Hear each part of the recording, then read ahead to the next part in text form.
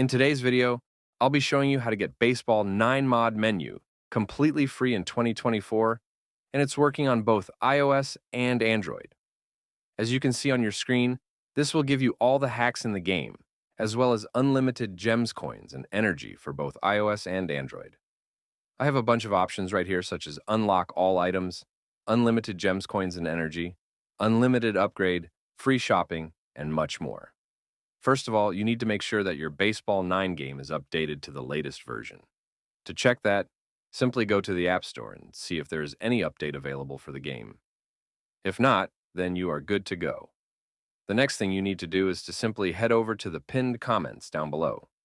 There, I explain exactly where you can get Baseball 9++. So just head over to the pinned comments, leave a like if this method worked for you at the end, and that's it. See you all in the next video. Bye-bye.